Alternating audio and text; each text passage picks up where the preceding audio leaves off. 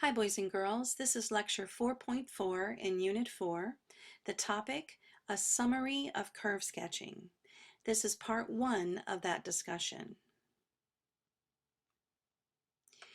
Now that we understand how to find the first derivative and second derivative of a function, and furthermore understanding what that means as far as the graph of the function, we are ready to bring all of our pre-calculus and calculus skills to the table in order to analyze the graph of a function. We will find x-intercepts, y-intercepts, discuss symmetry, domain and range, continuity, find vertical asymptotes, discuss differentiability, discover relative extrema and concavity, points of inflection, horizontal asymptotes, and infinite limits at infinity. All of this information is at our fingertips now as we delve into the realm of curve sketching. Our first task is to analyze and sketch the graph of f of x equals 2 times the quantity x squared minus 9 over x squared minus 4. Let's start with x and y intercepts. We know that to find the y-intercept of a function, we just need to find f of 0. So if I put 0 in for x in this function, I'm going to get 0 minus 9, 2 times the quantity 0 minus 9 over 0 minus 4. This gives me negative 18 over negative 4, which means 9/2 is my y-intercept. To find the x-intercepts of a function, I'm going to have to let y be 0 and then set that equal to the function in order to discover what x values will produce a y value of 0. Of course, this really just means I need to look at the numerator equal to 0. 0 equals 2 times the quantity x squared minus 9. Dividing both sides by 2 doesn't really change the function. We'll end up with x squared minus 9 equals 0. Adding 9 over gives me 9 equals x squared, which means I have two x-intercepts at positive and negative 3. Now let's look at asymptotes of this function. Since it's a rational function, chances are we'll find some. We'll start with the vertical asymptotes. And remember, vertical asymptotes occur where the function is undefined, and that is usually where the denominator is equal to 0. So let's set our denominator equal to 0 to see if we have any places where this function is undefined. If so, those will be vertical asymptotes in our graph. X squared equals 4, which means x is equal to plus or minus 2. Therefore, we have two vertical asymptotes at plus or minus 2 for this function. And finally, let's look at horizontal asymptotes. Remember that we'll find horizontal asymptotes in a rational function by examining the degree of the numerator and the denominator. The degree of this numerator is 2, and the degree of the denominator is 2. We find that if the degree of the numerator and denominator are the same, then the horizontal asymptote will occur at the ratio of the leading coefficients of the numerator and denominator. Well, the ratio of the leading coefficients of the numerator and denominator of this function is 2 over 1, which is 2. So we will have a horizontal asymptote at y equals 2. All right, that's it for our pre-calculus analysis. Now let's bring calculus to the table. We will definitely need the first derivative in order to find critical numbers and extrema, and of course the second derivative to find points of inflection and also determine the concavity of the graph. So let's find those derivatives, starting with the first derivative. I will need to use the quotient rule. In fact, let me rewrite this as 2x squared minus 18 over x squared minus 4 before I get started. Then the first derivative will be the denominator, x squared minus 4, times the derivative of the numerator, which is 4x, minus the numerator, 2x squared minus 18, times the derivative of the denominator, all of that over the denominator squared. Let's simplify this numerator a little bit. We'll distribute the 4x here and here, giving us 4x cubed minus 16x, and then think of this as a negative 2x being distributed. That will give us a negative 4x cubed and plus 36x, all over x squared minus 4 quantity squared. The 4x cubes cancel, and when we combine negative 16 plus 36, that gives us a numerator of 20x over x squared minus 4 quantity squared. And there's our first derivative. Now we'll need to use the quotient rule again for the second derivative.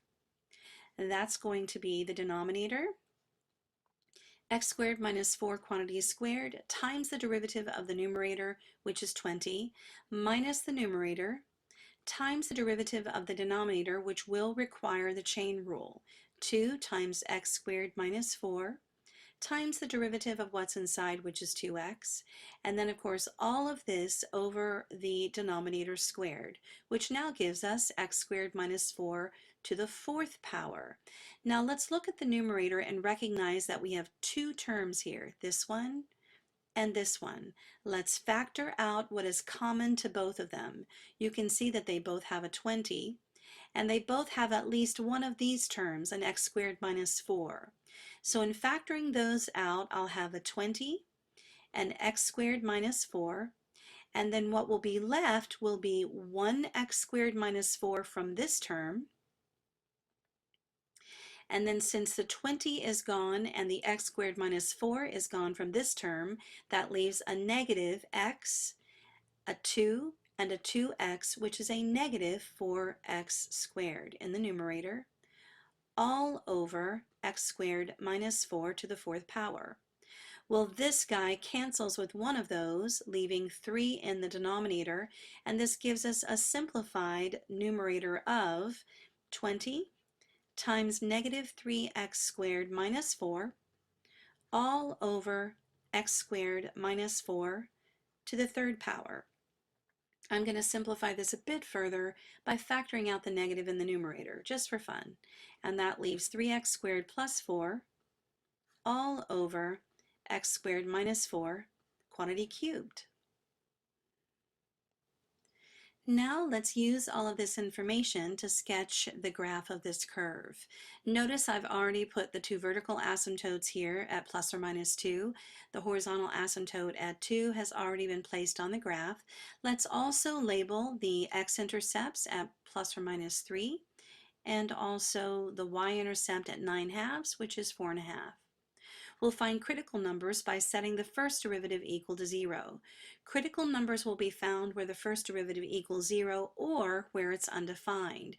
So setting it equal to 0 gives us a critical number at 0, but the first derivative is also undefined at plus or minus 2. So we have 3 critical numbers. And that means as we set up our intervals to test for extrema, we'll have negative infinity to negative 2, then negative 2 to 0, 0 to positive 2, and then 2 to infinity. I'll use test values negative 3, negative 1, 1, and 3, and as we plug these into the first derivative, we'll see if the function is increasing or decreasing there. Putting negative 3 into this function gives me a negative 60 over, I can see that this denominator will always be positive since I'm putting something in here and squaring it. So a negative over a positive is a negative number, which means the function is decreasing here. Similarly, with negative 1, it's going to be negative over positive, which makes the function negative there, decreasing. And now when I put a positive number in for 1, it becomes positive over positive, which gives me a positive slope, increasing function there. And as I put 3 in for x here, I get a positive number over a positive number, again, positive, increasing. So what I've determined is the function is decreasing, decreasing, increasing, increasing. Now let's look at concavity by setting the second derivative equal to 0. Again, we need to look for places where the second derivative is equal to 0 or undefined. This numerator is never going to be 0. If you set 3x squared plus 4 equals 0, you end up with 3x squared equals negative 4. Dividing by 3 means eventually you're still going to have to take the square root of a negative number. So that's not going to happen, but we do have two places where the function's undefined. Therefore, concavity could change at plus or minus 2 again. So let's use these values for our test intervals for concavity. We're going to have negative infinity to negative 2, then negative 2 to positive 2, and then positive 2 to positive infinity. Now, ordinarily, we might say that these are points of inflection. However, since we know that they are asymptotes of our function, they're not points of inflection, but they still may be places where the concavity is changing, which is why not only do we take the places where the second derivative is equal to 0, we also take the places where the second derivative is undefined. And so because of that, we may still see concavity changes on either side of those asymptotes. Let's use negative 3, 0, and positive 3 as our test points. When I plug these back into the second derivative, I notice that the numerator is always going to be negative. Putting something in for x here, squaring it, multiplying by 3, and adding 4 is a positive number times a negative 20. So to save time as I look at that, I know that I really only need to see what the sign of the denominator will be. When I put negative 3 in, I get a 9 minus 4 cubed, a positive number. Negative over positive is negative. That means the function is concave down here. When I put 0 into this denominator, I get negative 4 cubed, which is a negative number. Negative over negative is positive, so the function is concave up here. And then when I put positive 3 in for this denominator, I get 9 minus 4, a positive number, cubed, which is positive. Negative over positive is negative once again. So I do see that concavity is changing on either side of the asymptotes. Concave down, concave up, concave down. Now let's use the information we have to try to sketch this graph. In this section of the graph, obviously we have these asymptotes bounding the function. It's going to go through the point negative 3 on the x-axis. We see also that it is decreasing there and concave down. So I would sketch something that looks like this, decreasing concave down, bounded by the asymptotes, but going through the x-intercept negative 3. On the other side of negative 2, it's still a decreasing function up until we get to 0, but it's concave up here. So that means since it's going through this point, I must have a decreasing function concave up until we get to 0, and then on the other side of 0, an increasing function concave up as well. So this must be what this section looks like. On the other side of positive 2, once again bounded by the asymptotes and going through the x-intercept 3, we see that at this point it's an increasing function but concave down. So increasing, concave down, bounded by those asymptotes and going through the x-intercept 3 gives me something that looks like that. Now here is an actual sketch, or the actual graph, not a sketch. Well sketched by Matt Graffer. But look at what we were able to do just by using pre-calculus and calculus analysis, using first and second derivatives and other information to sketch the graph of this function. Before we move on to the next example, let me point out one bit of analysis that I neglected to mention. When we set the first derivative equal to 0, it yielded 0 as a potential extrema. It turns out, of course, that that was an extreme value. We can see that it's a minimum value on our graph. However, we would have been able to tell this from looking at the analysis in this table. Since the function is changing from, the first derivative is changing from negative to positive there, meaning the function is changing from decreasing to increasing there, at this point we would have known to label this as a minimum value. So we want to make sure to include the analysis regarding extreme values as well when we analyze our functions. Now let's analyze and sketch the graph of a radical function. F of x equals 2x to the 5/3 minus 5x to the 4/3. We'll start once again with the y-intercept. When we find f of 0, plugging 0 in for x here, of course, gives us 2 times 0 minus 5 times 0, which is 0. So we know then, of course, that 0, 0 is the y-intercept. It will also be an x-intercept as well, but let's see if there are other x-intercepts. I'm going to factor this by taking out an x to the 4/3, and that is going to leave a 2x to the 1/3 minus 5. Setting each of these factors equal to 0 yields two places where we have x-intercepts. One, of course, at 0, which we already knew, but then 2x to the 1/3 minus 5 equals 0 gives me 2x to the 1/3 equals 5, which means x to the 1/3 equals 5/2, and x equals 125 over 8, which is 15 and 5/8. There's the second x-intercept. Now there are no asymptotes because this is not a rational function, but we do need to look now at first and second derivatives. Our first derivative will be 10/3 x to the 2/3 minus 20/3 x to the 1/3. Let's simplify this a little bit by factoring out the 10/3 x to the 1/3, and that will leave the quantity x to the 1/3 minus 2. Now let's take the second derivative, and I'm going to head over to this region and use a different color. And so the second derivative using the product rule will be 10/3 x to the 1/3 times 1/3 x to the negative 2/3 plus, then we'll have x to the 1/3 minus 2 times 10/9 x to the negative 2/3. Now, if I rewrite this just by taking the 1/3 and multiplying it by the 10/3, I'm going to have f double prime of x is equal to 10/9 x to the 1/3 times x to the negative 2/3 plus, and then x to the 1/3 minus 2 times 10/9 x to the negative 2/3.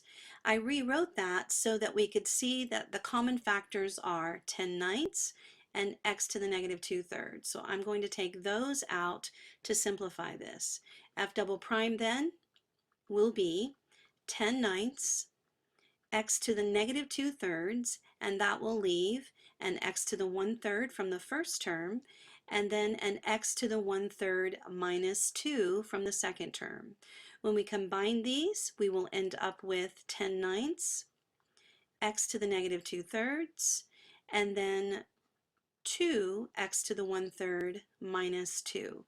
Now in my final simplification, I'm going to let the 9 drop to the denominator and the x to the negative 2/3 drop to the denominator, and I'm also going to factor out a 2 and multiply it by the 10, giving me 20 x to the 1/3 minus 1 in the numerator over 9 x to the 2/3 in the denominator.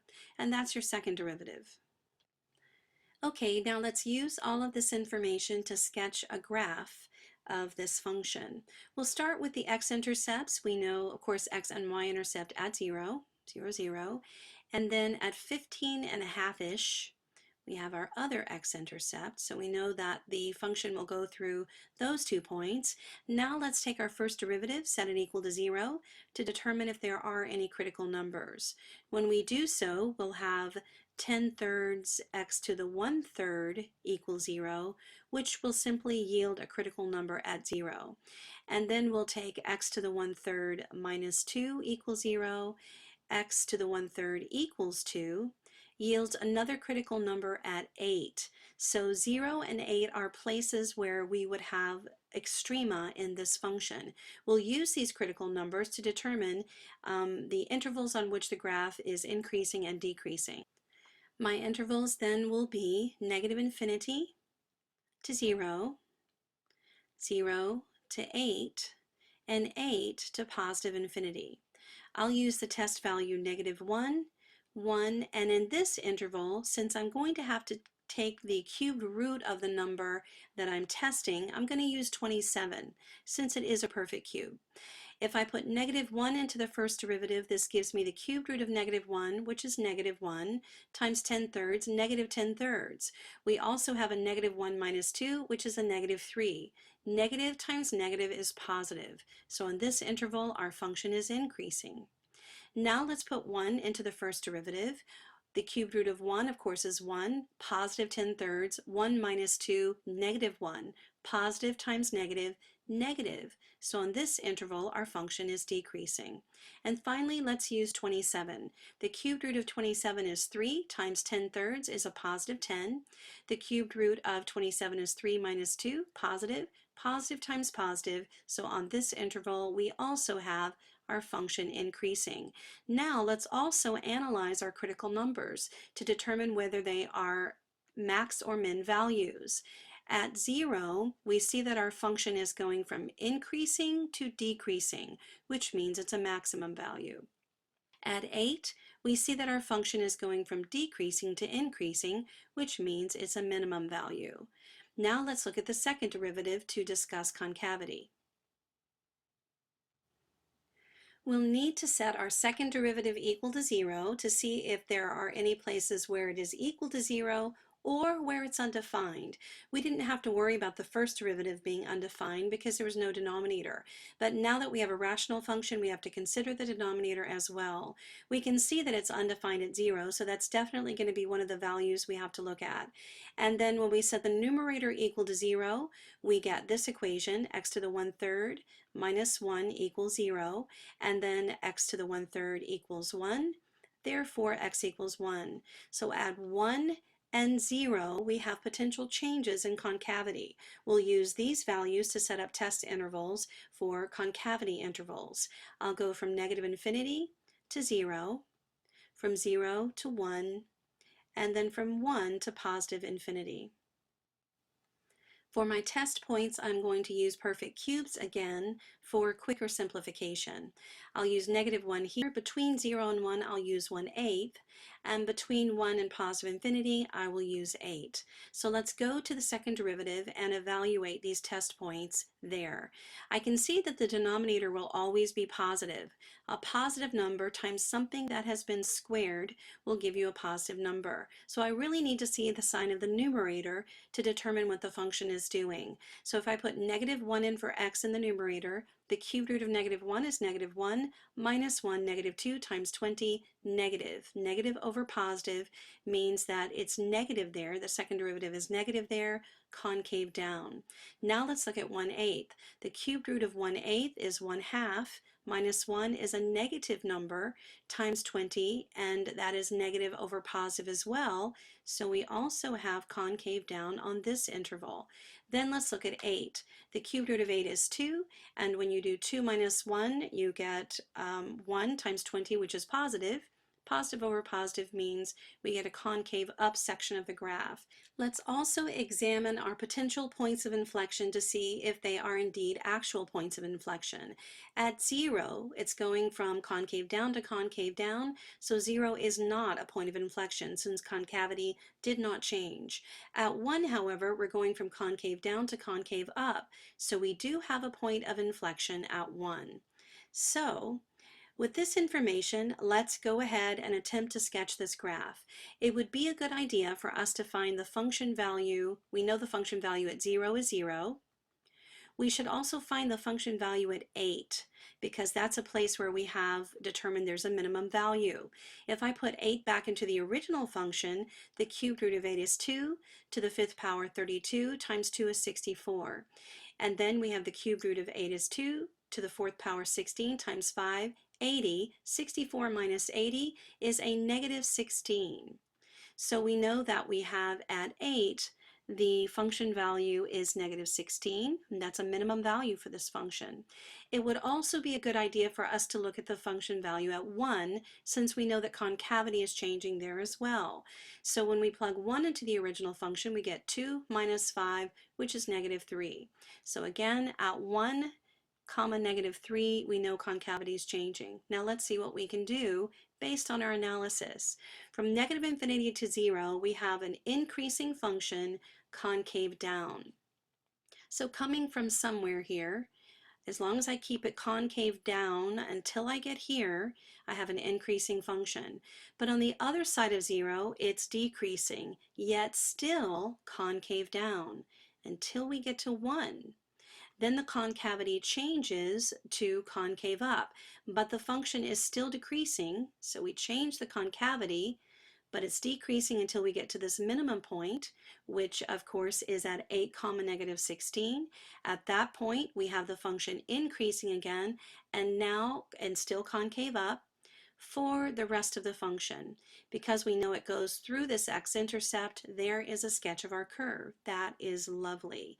Now, of course, let's take a look at the actual curve to see what we have done. That is amazing, boys and girls. Look at our analysis and how closely it replicates the actual graph. That's good stuff right there. That's it for today's lecture, and as you could see, there was lots of deriving going on. God bless you, boys and girls.